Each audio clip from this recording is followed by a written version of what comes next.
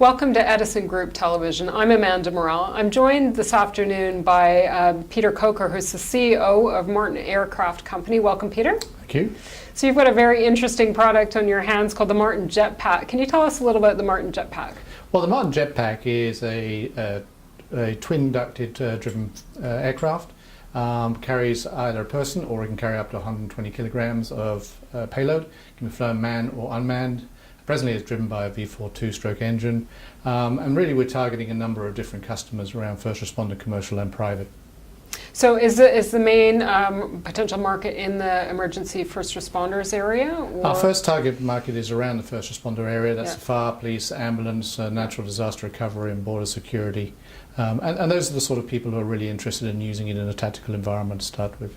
And what opportunities do you see in the commercial and the recreational area compared to the first responders? So being able to fly manned and unmanned, I think it's really interesting that we can operate in both the things like the oil and gas industry, the mining industry, and in fact more and more so with discovering that the agriculture industry has an interest in our product. Are you getting a lot of initial early interest from these areas? We have a lot of interest from a lot of different parts from both first responder and into the commercial sector, as well as the private sector as well. Where do you see your biggest market in terms of geography and use? Well, it's interesting. We've set ourselves up as a global company, even though we're Christchurch registered or New Zealand registered, based in Christchurch. We're listed on the Australian Stock Exchange, and we have a major Chinese shareholder. So we're set up globally. So we see ourselves being able to operate anywhere globally, and the interest is coming from every region at the moment. And what are some of the unique features of the Martin Jetpack that distinguish it from other unmanned vehicles? Well, the great thing for us is that we can actually get into very small confined spaces. We don't have a rotor like a helicopter, and of course not being fixed wing, we are vertical takeoff and landing. But we also have some very clever flight control system that allows us to fly accurately.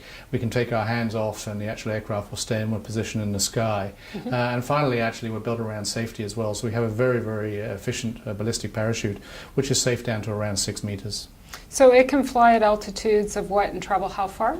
So we're looking at around about 3,000 feet, at about 74 kilometers per hour, flying for about 30 to 45 minutes, or about 35 to 40 kilometers. Interesting. So what's your pathway to commercialization at the moment? Can you just outline for us where you're headed?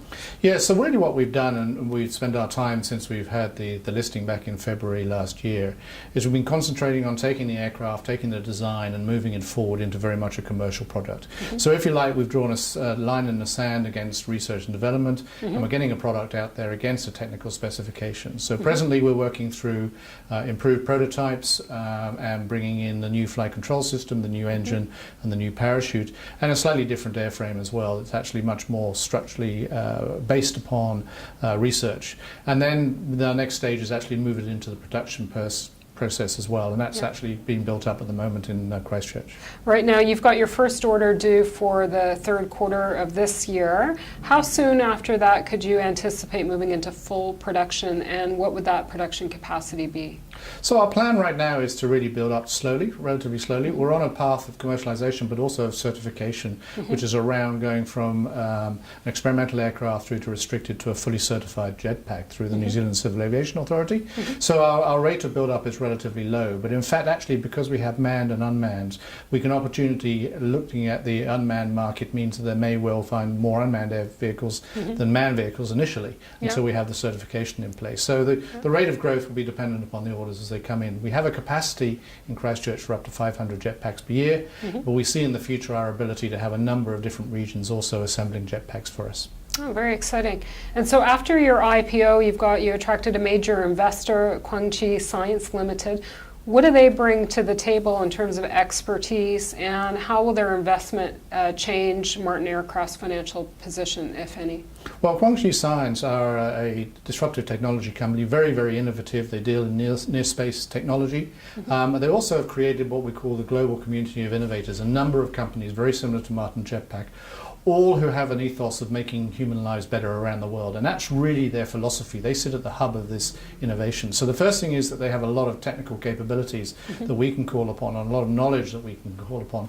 And secondly, they have a lot of financial backing. They are listed on the Hong Kong Stock Exchange, reasonably large. And for them, they actually invested initially at the IPO of 21 million Australian dollars with a further convertible note, which they've now converted, which actually had an investment of around about $50 million total for 55% of the company.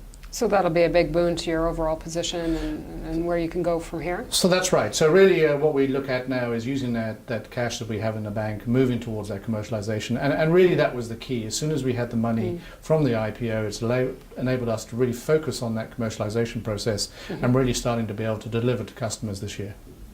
Peter, thank you very much for joining us. Peter Coker is CEO of Martin Aircraft Company. I'm Amanda Morrell with Edison Group. If you'd like to learn more about Martin Aircraft Company, please go online to edisongroup.com and you'll be able to find out all sorts of information online.